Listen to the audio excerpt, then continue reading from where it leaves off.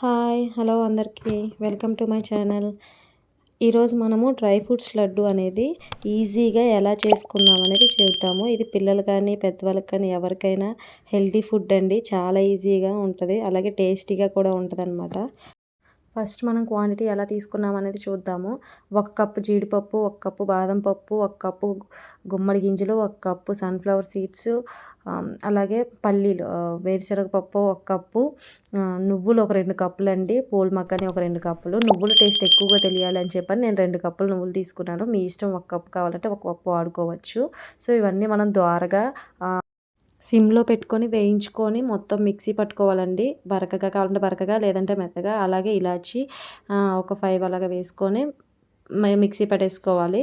అలాగే బెల్లము మనం 5 కప్స్ ఆఫ్ బెల్లం వేసుకొని 1 కప్పు వాటర్ వేసుకోవాలండి.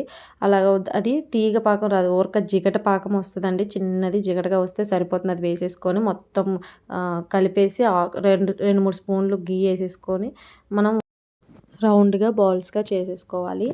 ఓకే, అయిపోయిందండి. ఎంతో ఈజీగా టేస్టీగా ఉండే డ్రై ఫ్రూట్స్ లడ్డు రెడీ అయిపోయింది. సో ఇది మనం 20 డేస్ వరకు నిల్వ ఉంచుకోవచ్చు ఫ్రిడ్జ్లో.